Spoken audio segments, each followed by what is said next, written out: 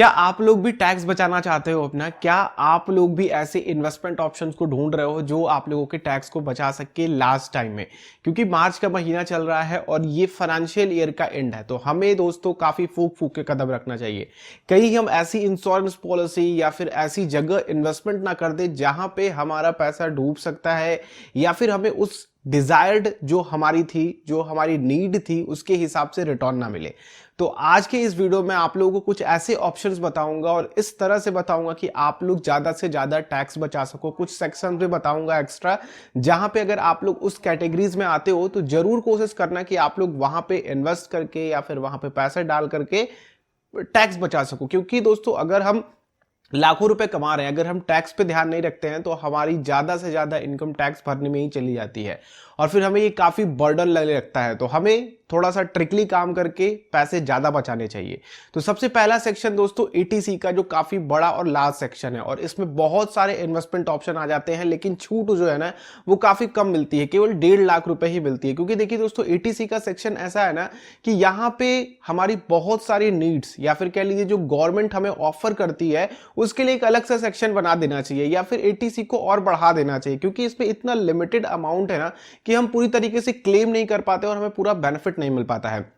देखिए एटीसी में आप लोगों को 1.5 लाख रुपए का लिमिट मिलता है, ठीक है। 1.5 लाख में आप लोग क्या क्या करते हो? सबसे पहले तो अगर आप प्राइवेट एम्प्लॉय हो तो ईपीएफ का आप लोग यहाँ पे टैक्स रिबेट लोगे। जो भी आप लोगों का कंट्रीब्यूशन हो रहा है उसको देख लेना कि कितना आप लोगों का ईपीएफ में कंट्रीब्यूशन कर पा रहे हो सालाना, तो वहां पे वो क्लेम कर सकते हो आप। दूसरी चीज दोस्तों कि आप लोग अगर एनपीएस में हो, अगर आप लोग गवर्नमेंट एम्प्लॉय हो तो वहां पे आप लोगों का टैक्स चला जाएगा, ठीक है। यहां भी आप लोगों की टैक्स सेविंग हो गई, तो ऑलमोस्ट आप लोगों का 50-60 हजार रुपए तो एटीसी में यही जो गवर्नमेंट स्कीम्स हैं वही लेकर के चली जाती हैं।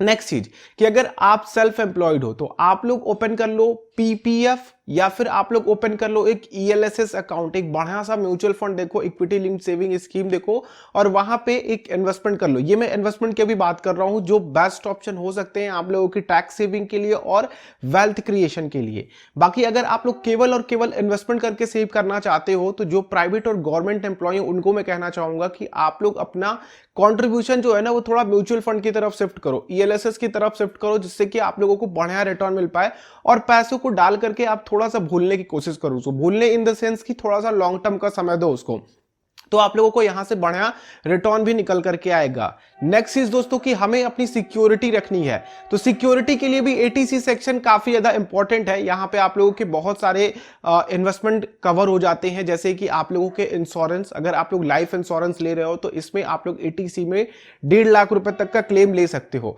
तो आप लोग सबसे पहले तो अगर हेल्थ इंश्योरेंस नहीं है, अगर आप लोगों के पास लाइफ इंश्योरेंस नहीं है, तो आप लोगों के पास ये जरूर होना चाहिए। सबसे पहली प्रायोरिटी आप लोगों को यही देना चाहिए। अगर आप लोग घर के एक कमाऊ सदस्य हो तो आप लोग सबसे पहले क्या करो कि लाइफ इंश्योरेंस ले लो। लाइफ इंश्योरेंस लेने के लिए बहुत सारी चीजें देखनी पड़ती हैं। कई बार क्या होता है कि हमें जो एडवाइजर्स होते हैं वो अपने बेनिफिट के लिए ऐसी पॉलिसीज भेज देते हैं जो कि फ्यूचर में चल करके हमको पता चलता है कि भैया ये हमारे काम की नहीं थी, हमें किसी और चीज की जरूरत थी।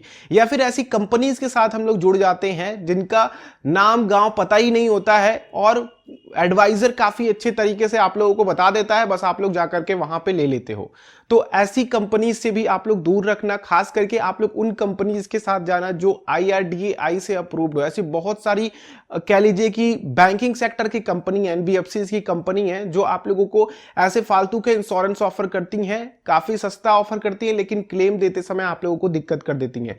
तो ऐसे इंश्योरेंस कंपनी से दूर रहो। अगर मैं कुछ इंश्योरेंस कंपनीज के नाम लेता हूं जो इस समय क्लेम सेटलमेंट रेशियो में और काफी अच्छे इंश्योरेंस पॉलिसीज ऑफर कर रही है, जैसे कि आप लोगों की हो गई मैक्स लाइफ इंश्योरेंस, दूसरा हो गया आप लोगों का एचडीएफसी, तीसरा हो गया आप लोगों का आईसीआईसीआई, चौथा मैं कहूंगा दोस्तों कि एलआईसी है। एलआईसी के पास काफी लिमिटेड ऑप्शन है, काफी लोग एलआईसी के साथ जाना पसंद करते हैं। मैं एलआईसी को उतना पसंद नहीं करता क्योंकि इनके पास एक काफी लिमिटेड ऑप्शन है, प्लस इनके बहुत सारे काम जो है ना वो ऑफलाइन होते हैं। तो हमें ऑफलाइन जाकर के हमेशा एजेंट्स के थ्रू कह लीजिए या फिर उनसे हमेशा संपर्क बनाए रखना पड़ता है। तो कहीं ना कहीं मेरे अकॉर्डिंग, जैसा मैं पर्सन हूं उस अकॉर्डिंग थोड़ा सा ये मुश्किल है, क्योंकि मुझे काम ज्यादा रहते हैं, मैं ऑफलाइन ज्यादा नहीं विजिट कर सकता हूं। तो मे बी आप लोग भी इस तरह के पर्सन हो सकते हो। तो मैं कहूंगा कि आप लोग टॉप 3 कंपनीज में देख लो, मैक्स लाइफ के साथ जाना चाहते हो तो मैं आप लोगों के लिए बेस्ट इंश्योरेंस पॉलिसी रिकमेंड कर सकता हूं। आप लोग को जो व्हाट्सएप नंबर दिख रहा है वहां पे आप लोग मुझे मैसेज कर सकते हो। मैं आप लोगों की जरूरत के अकॉर्डिंग, जो आप लोगों की जरूरत है एक्चुअल, ठीक है, एज ए एडवाइजर में मैक्स लाइफ का आप लोगों को जरूर एक बढ़िया पॉलिसी देने की कोशिश करूंगा जो आप लोगों की नीड होगी। नेक्स्ट चीज दोस्तों कि इसमें आप लोग अगर हेल्थ इंश्योरेंस की तरफ जाते हो तो हेल्थ इंश्योरेंस पे जो भी प्रीमियम जा रही है ना, उसमें आप लोग एक्स्ट्रा 20,000 रुपीज का क्लेम ले सकते हो। प्लस यहां पे आप लोग अपने पेरेंट्स के लिए भी कुछ मेडिकल एक्सपेंसेस कर रहे हो, इस क्लेम ले सकते हो। तो बहुत सारे ऑप्शंस हैं आप लोगों के पास टैक्स बचाने के लिए। अगर आप लोगों की इनकम 8-9 लाख रुपए है तो आप लोग जीरो टैक्स दे सकते हो, बशर्ते कि आप लोग सही तरीके से प्लानिंग करते आओ। अब दोस्तों हम बात करते हैं नेक्स्ट जो हम लोग कर सकते हैं, जो सभी कर सकते हैं, वो ये है कि अगर हमें लगता है कि हमारा ये जो स्लैब है हम 30% में आ गए हैं या फिर 20% में हैं या फिर 15% में हैं या फिर 10% वाले स्लैब में हैं, हमने इन्वेस्टमेंट भी कर रखा है, अब हमें समझ में नहीं आ रहा है, हमारे पास 20,000 रुपए, 50,000 रुपए, इतने रुपए बचे हैं, अगर मैं इसको कहीं इन्वेस्ट कर देता, कुछ ऑप्शंस होते तो मेरे काफी पैसे बच जाते, मुझे काफी कम टैक्स देना पड़ता। क्योंकि कई बार क्या होता है दोस्तों कि हमारा 50,000 रुपए बचता है जिससे कि हम मैक्सिमम टैक्स स्लैब में चले जाते हैं और हम उस अमाउंट पे टैक्स भरते हैं। तो जितना हम इन्वेस्ट करते हैं उससे ज्यादा हम टैक्स दे देते हैं। तो हमें क्या करना चाहिए कि ATZ का सेक्शन यूज कर लेना चाहिए वहां पे। इसमें होता क्या है दोस्तों कि आप लोगों का 100% अमाउंट जो होता है दान, ये सेक्शन जो होता है वो दान के लिए होता है। तो इसमें आप लोग कंट्रीब्यूट करते हैं तो इसमें आप लोगों का 100% हो जाता है। कई सारी संस्थाएं, NGOs जो होती हैं वो 50% के लिए ही क्लेम के लिए एलिजिबल होता है अगर आप लोग उनको दान करते हैं। तो आप लोग देख लीजिए कि आप लोग किस NGO को दान कर रहे हो और वो कितना आप लोगों को क्लेम दे सकती हैं। 100% दे सकती हैं तो ये बेस्ट होगा आप लोगों के लिए।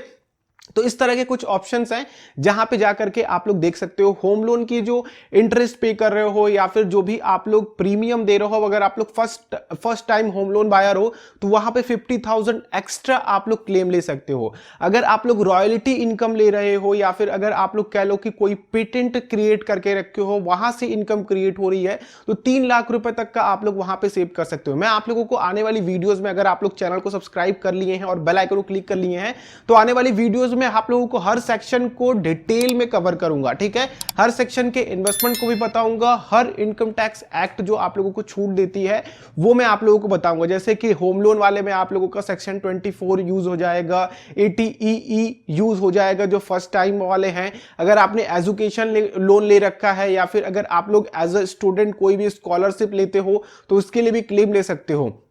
तो अगर आप लोग इन सारी चीजों में आते हो, अगर आप लोगों को ज्यादा इनकम टैक्स के बारे में नहीं पता है, तो मेरा सजेशन रहेगा कि आप लोग एक बार जा करके किसी अच्छे CA से कांटेक्ट कीजिए और अपना इनकम टैक्स रिटर्न उनसे फाइल करवाइएगा और टैक्स प्लानिंग उनके साथ कर सकते हैं। बाकी आप लोगों को जो व्हाट्सएप नंबर दिख रहा है यहाँ पे, आप लोग मुझे यहाँ पे मैसेज करके अपने लिए इंश्योरेंस पॉलिसीज बाई कर सकते हैं। साथ ही आप लोगों की जो भी क्वेरीज हो, जैसे कि आप लोगों के इन्वेस्टमेंट से रिलेटेड कुछ क्वेरीज हो सकती हैं या फिर आप लोगों को किसी के बारे में जानना हो, कोई कहीं पे आप लोग कई बार क्या होता है कि हम ऐसी जगह इन्वेस्टमेंट कर रखे हैं कि हमारा पोर्टफोलियो उस हिसाब से रिटर्न नहीं दे पा रहा है, तो मैं आप लोगों के पोर्टफोलियो को भी एक बार रिव्यू कर सकता हूं। तो आप लोग मुझे इस व्हाट्सएप नंबर पे अपने कॉन्टैक्ट को भेज सकते हैं अपने पोर्टफोलियो की डिटेल के साथ।